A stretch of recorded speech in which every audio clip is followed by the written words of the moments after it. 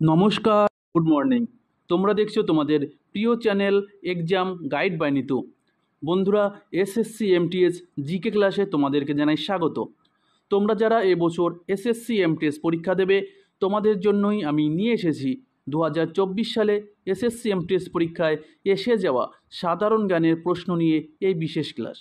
আজকে আমি করাচ্ছি 60তম ক্লাস, যেটি 13ই নভেম্বর 2024 সালে প্রথম শিফটে পরীক্ষা এসেছিল। তো বন্ধুরা, তোমরা যারা এখনও পর্যন্ত চ্যানেলটি সাবস্ক্রাইব করোনি, তো অবশ্যই চ্যানেলটি সাবস্ক্রাইব করে নেবে। ভিডিওটা ভালো লাগলে লাইক করবে, বন্ধুদের সঙ্গে শেয়ার করবে। তো চলো শুরু করছি আজকের প্রশ্নপত্রগুলো। শুরু করছি আজকের প্রথম প্রশ্ন। দেখো, প্রথম প্রশ্ন কি বলেছে, ভারতে পশ্চিমা ঝঞ্ঝা সৃষ্টিকারী জেট বায়ু কোনটি? তো ভারতে পশ্চিমা ঝঞ্ঝা সৃষ্টিকারী জেট বায়ুটি হচ্ছে পশ্চিমাঞ্চলীয় জেট বায়ু।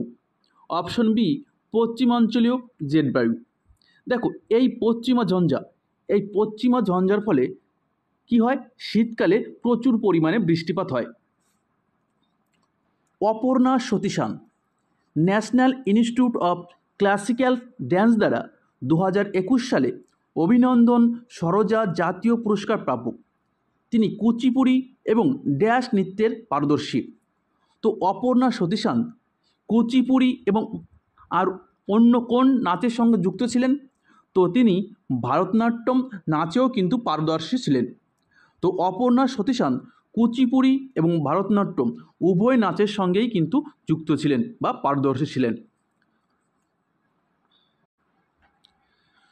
2011 সালের ভারতের আদমশুমারি অনুসারে কোন দুটি রাজ্যে ভারতের সর্বোচ্চ জনঘনত্ব রেকর্ড করা হয়েছে?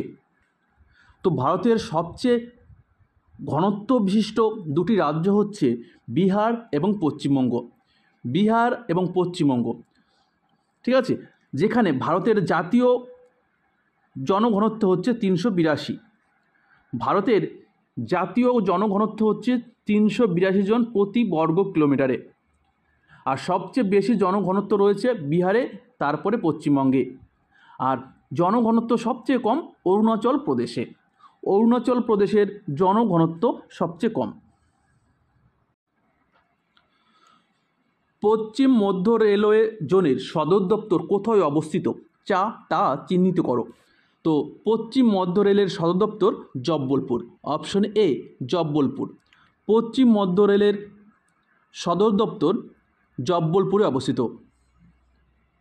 পরবর্তী প্রশ্ন, ড্যাশ ছিলেন হিরণ্যগর্ভ নামক অনুষ্ঠানটি পরিচালনকারী রাষ্ট্রকূট শাসক? তো রাষ্ট্রকূট শাসক দন্তি দুর্গ এই হিরণ্যগর্ভ নামক অনুষ্ঠানটি পরিচালন করেছিলেন। তো সঠিক উত্তর হবে দন্তি দুর্গ, রাষ্ট্রকূট রাজা দন্তি দুর্গ। লোকসভায় সমান ভোটের ক্ষেত্রে কে নির্ণায়ক ভোট দিতে পারেন? তো লোকসভায় যখন কোনো বিল বা যখন দুপক্ষেরই ভোটে সমান সমান ভোট থাকে, তখন নির্ণায়ক ভোট দিয়ে থাকেন লোকসভার স্পিকার।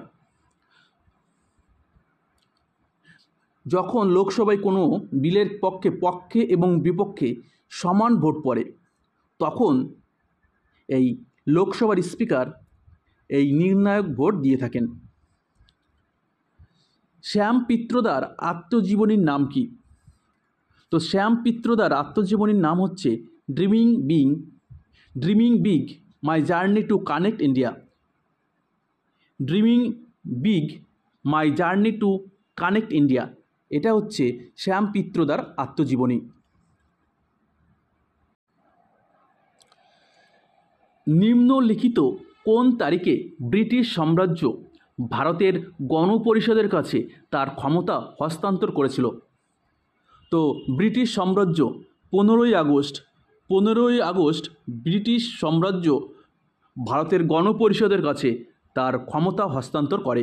তো সঠিক উত্তর হবে 15ই আগস্ট। ধর্মীয় স্বাধীনতার অধিকার ভারতের সংবিধানে কোন ধারার আওতায় রয়েছে? তো ধর্মীয় স্বাধীনতার অধিকার এটা রয়েছে ধারা 25 থেকে 28, অনুচ্ছেদ 25 থেকে 28 ধর্মীয় স্বাধীনতার কথা বলা রয়েছে। এটি একটি মৌলিক অধিকার। মৌলিক অধিকার ভারতীয় সংবিধানে ভাগ 3-এ বর্ণিত রয়েছে। মৌলিক অধিকার আমেরিকার সংবিধান থেকে গৃহীত করা হয়েছে। বর্তমানে ভারতের 6টি মৌলিক অধিকার রয়েছে। পরবর্তী প্রশ্ন, একটি ছোট্ট শিশু খুব খুঁতখুঁতে খাবার খায় এবং দুগ্ধজাত খাবার খেতে অপছন্দ করে। যখন তার দাঁত ভেঙে যায় তখন তার জায়গায় স্থায়ী দাঁত উঠতে অনেক সময় লাগে। এর পেছনে সম্ভাব্য কারণ কি হতে পারে?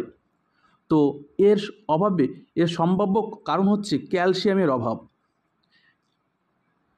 তো বাচ্চারা দেখো খাবারে কিন্তু কুতকুত করে এমন সময় খেতে চায় না, ঠিক আছে, এমনকি দুধ এবং দুগ্ধজাত খাবারপত্র তারা খায় না বা অপছন্দ করে। এমন ক্ষেত্রে যদি তোমার দাঁত ভেঙে যায় দেখবে ওই দাঁতটা উঠতে অনেক সময় লাগে, কারণ এই দুধে হচ্ছে ক্যালসিয়াম প্রচুর পরিমাণে ক্যালসিয়াম থাকে, ঠিক আছে, তার অভাবের ফলে কিন্তু এই দাঁত উঠতে কিন্তু অনেক সময় লাগে। তো সঠিক উত্তর হবে ক্যালসিয়ামের অভাব। ভারত ছাড়ো আন্দোলন শুরু হয়েছিল ড্যাশের নেতৃত্বে। ভারত ছাড়ো আন্দোলন শুরু হয়েছিল 1942 সালের 8ই আগস্ট, ঠিক আছে, 8ই আগস্ট 1942 সালে ভারত ছাড়ো আন্দোলন শুরু হয়েছিল। এর নেতৃত্ব দিয়েছিলেন মহাত্মা গান্ধী। মহাত্মা গান্ধীর বিখ্যাত উক্তি ডু অর ডাই, করব অথবা মরব, এই ভারত ছাড়ো আন্দোলনের সময় ডাক দিয়েছিলেন। 23শে মে 2023 কে ভারতের প্রতিযোগিতা কমিশনের চেয়ারপারসনের পদ গ্রহণ করে? কম্পিটিশন কমিশন বা প্রতিযোগিতা কমিশনের চেয়ারপারসন হিসাবে কে পদ গ্রহণ করেন? তো সঠিক উত্তর হবে রবনীত কৌর। Option D, Ravneet Kaur. নিম্নলিখিত কোন ভারতীয় দার্শনিক ব্যবস্থা এবং এর ব্যাপকভাবে স্বীকৃত প্রবক্তাদের মধ্যে ভুলভাবে জোড়া লাগানো রয়েছে? তো দর্শন ব্যবস্থা এবং দার্শনিক সম্পর্কে কোন জোড়াটি ভুল? দেখো, যোগ পতঞ্জলি এটা ঠিক রয়েছে, পূর্ব মীমাংসা জৈমিনী এটাও ঠিক রয়েছে, ন্যায় গৌতম এটাও ঠিক রয়েছে, কিন্তু যেটা ভুল রয়েছে বৈশেষিক ব্যাস, এই জোড়াটি কিন্তু ভুল। বৈশেষিক ব্যাস এটা কিন্তু ভুল রয়েছে।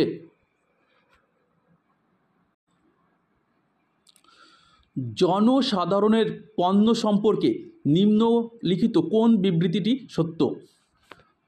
তাহলে দেখো, যে বিবৃতি সত্য সেটা হচ্ছে অবর্জনীয়তা। তো শুধুমাত্র 2 নম্বর বিবৃতিই সঠিক। তো অপশন ডি কিন্তু সঠিক উত্তর হবে। জনসাধারণের পণ্য সম্পর্কে নিম্নলিখিত কোন বিবৃতি সত্য? সেটা হচ্ছে অবর্জনীয়তা।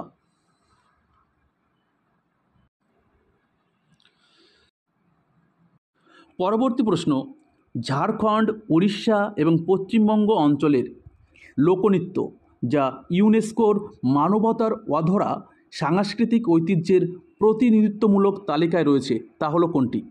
তো এখানে যে নাচের কথা বলা রয়েছে সেটা হচ্ছে ছৌ নাচ।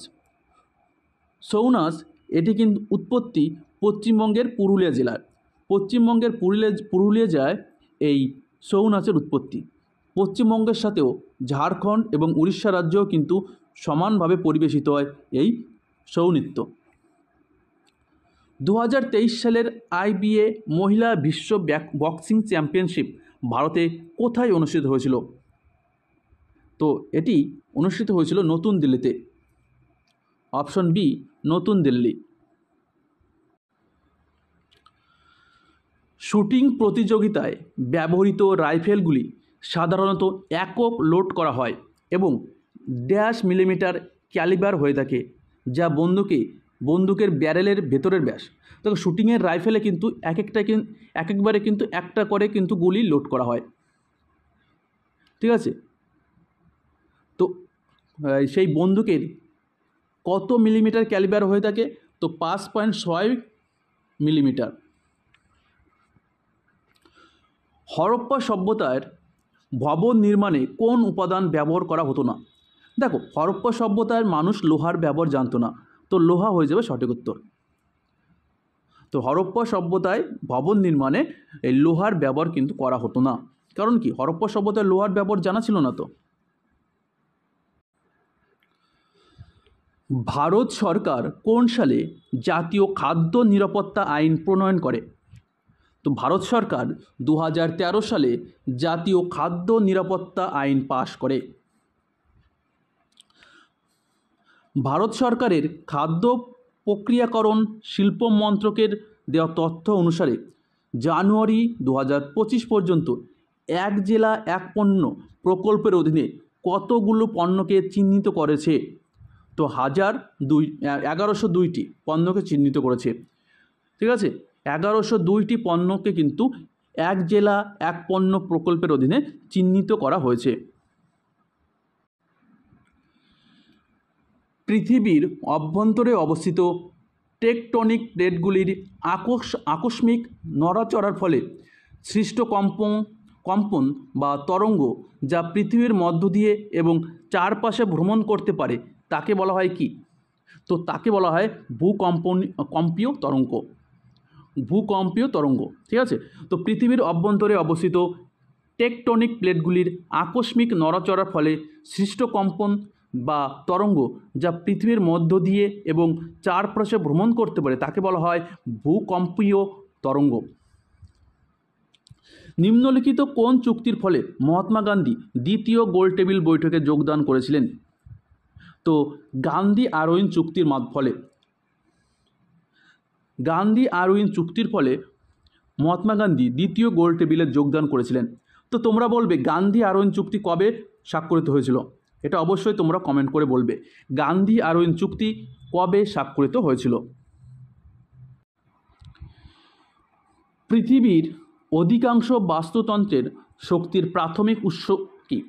তো পৃথিবীর অধিকাংশ বাস্তুতন্ত্রের প্রাথমিক উৎস হচ্ছে সূর্যলোক। Option D, সূর্যলোক। পরবর্তী প্রশ্ন, জয়পুর আত্রলি ঘরানার প্রবর্তক কে ছিলেন? তো জয়পুর আত্রলি ঘরানার প্রবর্তক ছিলেন ওস্তাদ আল্লাদিয়া খান। অপশন এ, ওস্তাদ আল্লাদিয়া খান। তো বন্ধুরা, ভিডিওটা এই পর্যন্তই। ভিডিওটা ভালো লাগলে লাইক করবে, বন্ধুদের সঙ্গে শেয়ার করবে। আবার দেখা হচ্ছে আগামীকাল। ততক্ষণে ভালো থাকবে, সুস্থ থাকবে। ধন্যবাদ।